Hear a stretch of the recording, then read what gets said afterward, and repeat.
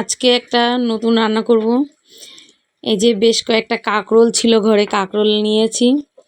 কাঁকরোলগুলো পুরনো হয়ে যাচ্ছে, একই রকম খাওয়া, ভাজা ভাজা ভালো লাগে না খেতে। তো আমি কাঁকরোলগুলো এরকম দু ফালি করে নিয়েছি।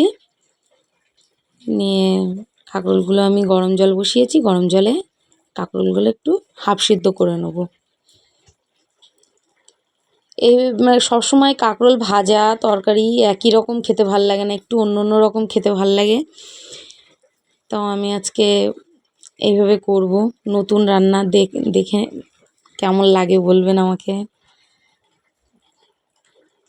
এই যে হাফ সিদ্ধ করে নিয়েছি, হাফ সিদ্ধ করে আমি একটু ঠান্ডা করে নেব। এটা একদম অন্যরকম রান্না।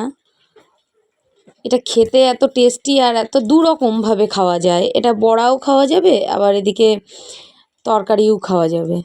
আমি দুরকমভাবে করব। এই যে দানাগুলো তুলে রাখছি, এই দানাগুলো আমি যে পুরটা বানাবো সেই পুরের মধ্যে দেবো। দানাগুলো এরকম চামচের সাহায্যে ভেতর থেকে বের করে নিতে হবে।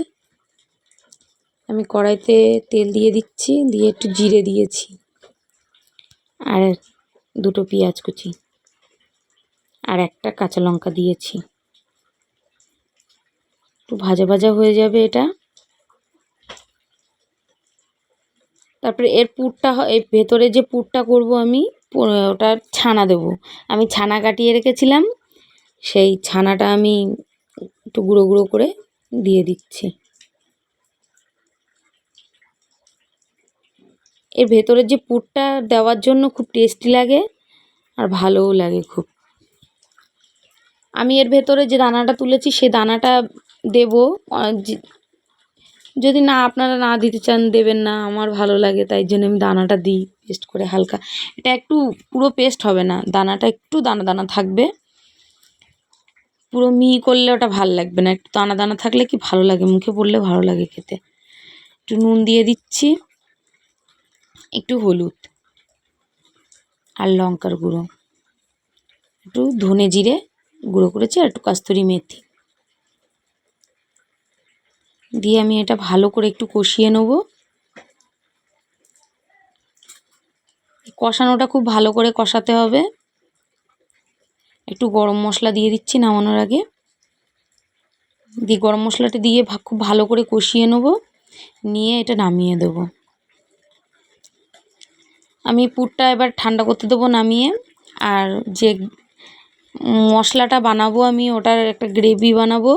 সেটার জন্য আমি এই যে কাঁচা লঙ্কা, আদা, রসুন, 1 চামচ ধনে, হাফ চামচ জিরে আর একটা গোটা টমেটো কেটে দিয়েছি আর একটা পেঁয়াজ দিয়ে আমি এটা বেটে নেব।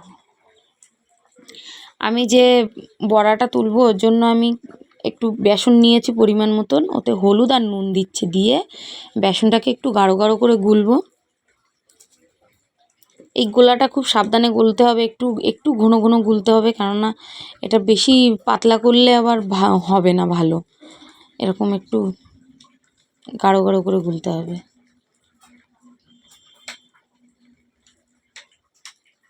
এই যে আমি পুরটা ঠান্ডা করে নিয়েছি, এর মধ্যে এরকম করে পুরগুলো আমি ঢুকিয়ে নেবো সব হাতের সাহায্যে।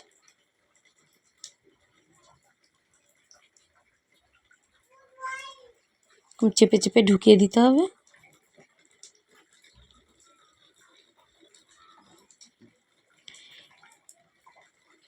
এই রান্নাটা এত মানে সোজা, খুব সোজা, আমার কাছে তো খুব সোজা লাগে। যে মানে বাড়িতে যদি কোনো লোক কুটুম্ব আসে সন্ধেবেলায় চায়ের সাথে এরকম বড়া তুলে দিলেও খুব ভালো লাগে। এর ভেতরে যদি পনির না থাকে, এই ছানাটা যদি কি ছানা কি পনির যদি না থাকে, আলুরও ভেতরে আলুর যে পুরটা থাকে ওরকম করে দিলেও ভালো লাগে। আমি এবার কড়াইতে তেল দিয়ে দিচ্ছি, দিয়ে আমি এই গোলাটার মধ্যে দিয়ে বড়া তুলব। বেসনটা গুলেছি,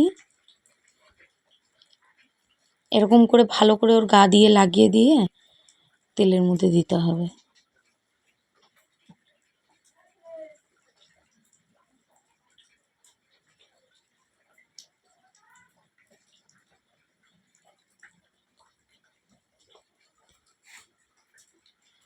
এইভাবে বড়াগুলো আমি সব একে একে তুলে নেব।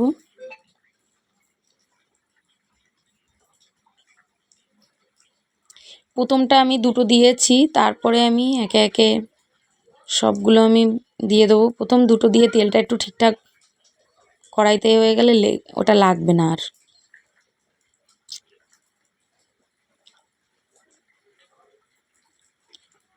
এইভাবে শুধু বড়া তুলে সস দিয়ে খেতেও খুব দারুণ লাগে। আমি তো যা বড়া তুলেছি হাফ মতন আমাদের এমনিই খাওয়া হয়ে গেছে। আমার ছেলে তো খুব ভালো লেগেছে ওর খেয়ে। এরকম একে একে সব আমি তুলে নিলাম ভেজে। বড়াগুলো আমি সব ভেজে তুলে নিয়েছি। নিয়ে এই যে আমার ভাজাটাই অর্ধেকের বেশি ওরা খেয়ে নিয়েছে শুধুই। আমার ছেলের গরমে হাত দিতে পারছে না, তো ওর বাবা দিচ্ছে ওকে খেতে। কেমন লেগেছে বলো? ধরো ধরো ধরো হাতে ধরো।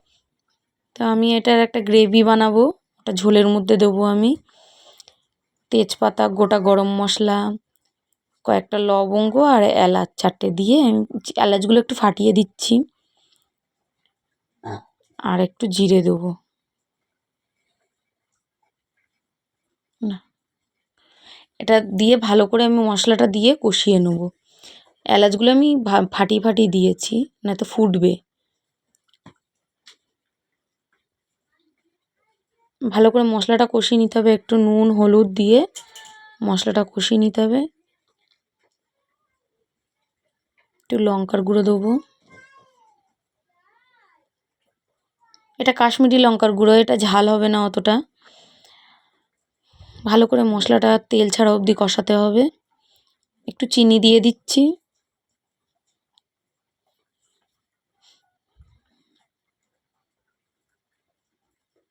দিয়ে আমি পরিমাণ মতন যেটুকু ঝোল রাখবো সেরকম ঝোল আমি দেবো। একটু ঝোল না, ঝোলটা করতে হবে, কেননা বড়াই তো একটু ঝোলটা টেনে নেয়। ঝোলটা ফুটে উঠলে আমি কটা কাঁচা লঙ্কা দিয়ে দিলাম, আর বেশ খানিকটা কাস্তুরি মেথি। কাস্তুরি মেথিটা একটু হাতের সাহায্যে গুঁড়ো করে দিলাম। দিয়ে এটা ঝোলটা ফুটবে, আমি বড়াগুলো দিয়ে দেবো। আমি এটা দুরকমভাবেই দেখালাম, এটা দুরকমই খাওয়া যাবে। এটা বড়ায়ও তুলে খাওয়া যাবে, এরকম গ্রেভি করলেও খাওয়া যাবে।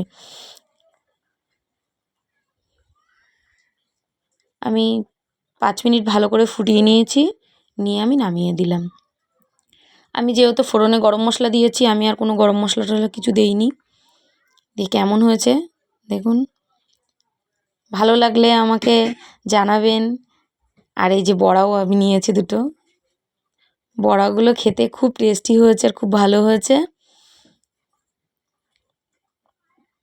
আমি ছেলেকেও খাওয়াচ্ছি। এই যে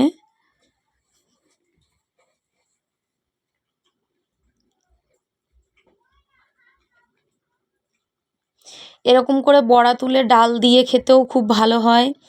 যে ডালের সাথে এরকম বড়া তুলে ডালের সাথে খাওয়ার জন্য খুব ভালো হয়, আর এরকম তরকারি করে খেতেও খুব ভালো হয়।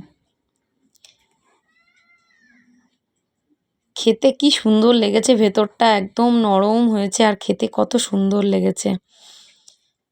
বাড়িতে বানিয়ে একবার খেয়ে দেখবেন, আমাকে জানাবেন কেমন হয়েছে। সবাই ভালো থাকবেন। টাটা।